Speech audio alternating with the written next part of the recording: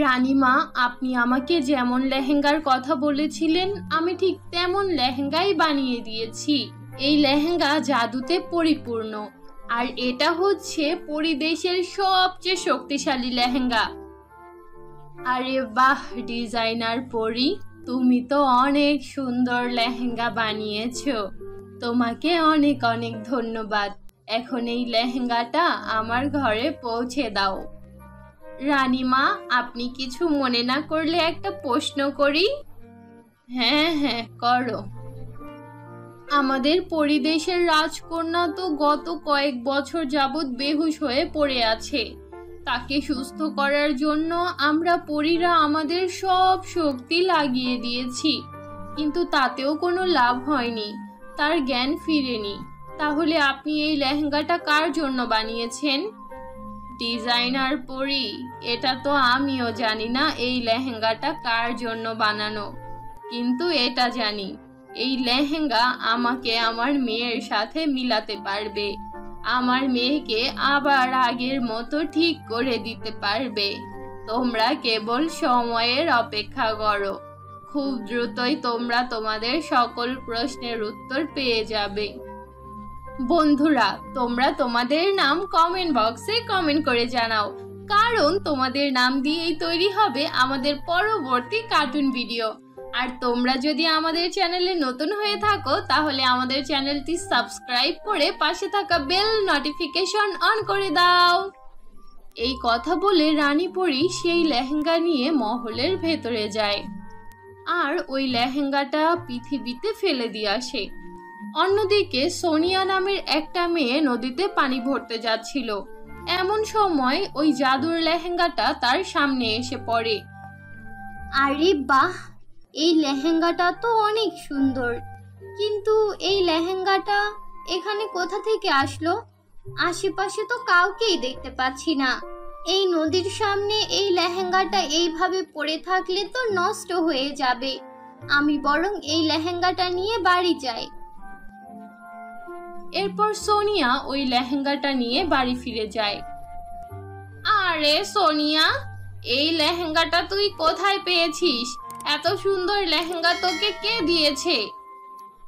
আচ্ছা, তাহলে তুই নদীর কিনারে এই সব করতে যাস? এই কারণেই তো তোর পানি আনতে এত দেরি হয়। বল, তোর কোন প্রেমিক তোকে এই লেহেঙ্গা দিয়েছে?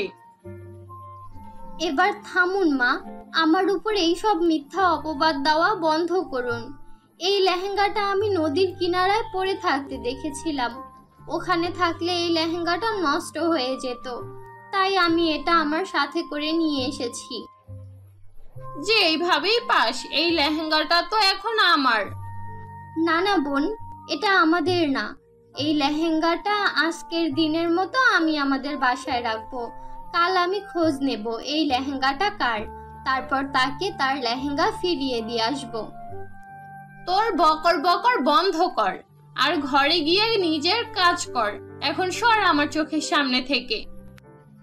এই কথা বলে সোনিয়ার সৎ বোন জেরিন লেহেঙ্গা নিয়ে সেখান থেকে চলে যায়। তারপর ওই লেহেঙ্গাটা পরে তার বান্ধবীদের সাথে ঘুরতে বেরিয়ে পড়ে।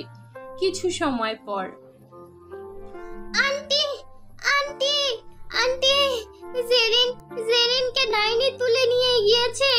জলদি ঘর থেকে বাইরে বেরিয়ে আসুন। আন্টি আন্টি, জলদি চলুন, জলদি চলুন, কিছু একটা করতে হবে। কি বলছিস? আমার মেয়েকে ডাইনি নিয়ে গিয়েছে? এই সোনিয়া এই সবের মূল হোতা। তুই ইচ্ছে করে আমার মেয়েকে ওই লেহেঙ্গা পরতে দিয়েছিলি, আর ওই লেহেঙ্গা পরার কারণে আমার মেয়েকে ডাইনি তুলে নিয়ে গিয়েছে। যেইভাবেই পারিস তুই আমার মেয়েকে আমার কাছে ফিরিয়ে এনে দে, নয়তো খুব খারাপ হয়ে যাবে। মা, তুমি কান্নাকাটি করো না। আমি এক্ষুনি জেরিনকে সহি সালামতে বাড়ি ফিরিয়ে নিয়ে আসবো। এই কথা বলে সোনিয়া ডাইনিকে খুঁজতে খুঁজতে জঙ্গলের ভেতরে যায়।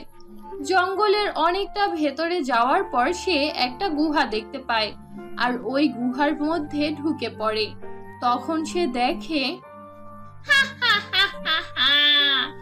অবশেষে আমি এই লেহেঙ্গাটা পেয়েই গেলাম। ওই রানী পরী কি ভেবেছিল আমি কখনো এই লেহেঙ্গা পর্যন্ত পৌঁছাতে পারবো না? আজ অমাবস্যার রাত, আর আজ রাতেই আমি এই পরীলোকের শক্তিশালী লেহেঙ্গাটা অগ্নিকুণ্ডে আহুতি দিব। তারপর আমি হয়ে যাব এই পৃথিবীর সবচেয়ে শক্তিশালী ডাইনি। তারপর পৃথিবী ও পরীলোকে রাজত্ব করব আমি। সব জায়গায় শুধু আমার হুকুম চলবে। হায় খোদা, এই লেহেঙ্গা তাহলে পরীলোকের। যেইভাবেই হোক ওই ডাইনিকে আমাকে থামাতেই হবে। কিন্তু কিন্তু তার আগে জেরিনকে সহি সালামতে ফিরিয়ে নিয়ে যেতে হবে। জেরিন কোথায়? লেহেঙ্গাটা তো ডাইনির কাছেই আসে। তাহলে ডাইনি জেরিনকে কোথায় রেখেছে? ডাইনি রানী, আপনি যেমনটা বলেছেন আমি ঠিক তেমন ভাবেই সব কিছু করে দিয়েছি। এই এই দেখুন, আমি আপনার জন্য বিরিয়ানি রান্না করেছি। যা, এখন আমার জন্য গরুর গোশত রান্না করে নিয়ে আয়। এই পুজো সম্পূর্ণ হলে আমি ওই গরুর গোশত খাবো। ঠিক আছে ডাইনি রানী, আপনি আমাকে যা বলবেন আমি সব করব, কিন্তু আপনি দয়া করে আমাকে মারবেন না। আমি তো আপনাকে লেহেঙ্গা দিয়েই দিয়েছি। যদি আপনার কাউকে খুন করতেই হয়, বলি দিতেই হয়, তাহলে আমার সৎ বোনকে দিয়ে দিন। এমনিতেও ও আমাদের কোনো কাজের না। তুই তোর বকর বকর বন্ধ কর। আমার পূজার সময় হয়ে গিয়েছে, এখন ভাগ এখান থেকে। এখন যদি তুই উল্টাপাল্টা কাজ করিস তাহলে আমি তোকে জ্বালিয়ে পুড়িয়ে ভস্ম করে দেব, বুঝতে পেরেছিস? আমার চোখের সামনে থেকে সর এখন। হায় খোদা, জেরিনের এই অবস্থা কিভাবে হলো? এখন আমি কি করব? কিছুক্ষণের মধ্যেই ডাইনি পূজায় ধ্যানমগ্ন হয়ে পড়ে। সুযোগ বুঝে সোনিয়া ডাইনির রান্নাঘরে যায়। জেরিন, নিজের কি অবস্থা করে রেখেছিস? আর তুই ওই ডাইনির জন্য খাবার রান্না করছিস কেন? এই সব আমি আমার জীবন বাঁচানোর জন্য করেছি। সব কিছু তোর জন্য হয়েছে। তুই এই লেহেঙ্গা নিয়ে এসেছিলি। এই লেহেঙ্গা পরার পর থেকে আমার উপর একের পর এক ঝড় যাচ্ছে। আমি এক্ষুনি ডাইনির কাছে যাব আর ডাইনিকে বলবো এই লেহেঙ্গার মালিক তুই। ডাইনি রানী, ডাইনি রানী। চুপ কর জেরিন, আমি তোকে বাঁচাতে এসেছি। শুধু শুধু ঝামেলা বাড়াস না। এখন যদি তুই একটা ভুল করিস তাহলে আমরা একদম ফেঁসে যাব। আমার উপর ভরসা রাখ, আমি তোকে সহি সালামতে এখান থেকে বাইরে বের করে নিয়ে যাব। চল আমার সাথে। আর ওই লেহেঙ্গাটাকেও এখান থেকে নিয়ে যেতে হবে। তুই ওই লেহেঙ্গা দিয়ে কি করবি? ওই লেহেঙ্গাটা এখানেই থাকুক, চল আমরা পালিয়ে যাই। না জেরিন, ওটা পরীলোকের লেহেঙ্গা। ওই লেহেঙ্গা যদি একবার ডাইনি আহুতি দিয়ে দেয় তাহলে অনেক বড় অঘটন ঘটে যাবে। চল আমার সাথে। এই কথা বলে সোনিয়া ওই লেহেঙ্গা আর জেরিনকে নিয়ে দৌড়ে গুহার ভেতর থেকে বাইরে বেরিয়ে আসে। ততক্ষণে ডাইনিরও ধ্যান ভেঙে যায়। সে ওদের পিছু করে। ওদের ধরতে যাবে ঠিক তখনই সোনিয়া ডাইনির চোখে মুখে মাটি ছুঁড়ে মারে। এমন সময় সেখানে রানী পরীও চলে আসে। দুষ্টু ডাইনি, তোর খেলা খতম। এই কথা বলে রানী পরী ওই ডাইনিকে মেরে ফেলে। এরপর সোনিয়াকে অনেক ধন্যবাদ দেয়। সোনিয়া, এই সব কিছু তোমার জন্যই হয়েছে, কারণ আমরা পরীরা কখনোই ডাইনির ওই কালো গুহায় প্রবেশ করতে পারতাম না।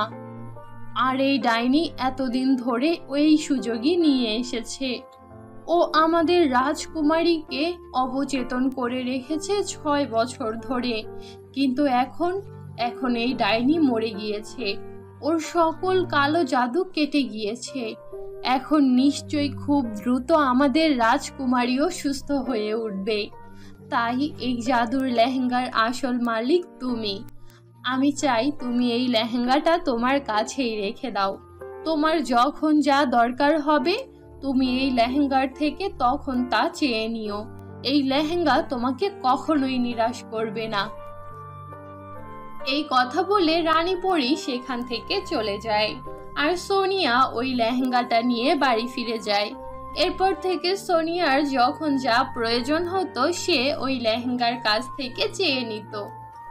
তো বন্ধুরা, এই ছিল আমাদের আজকের গল্প।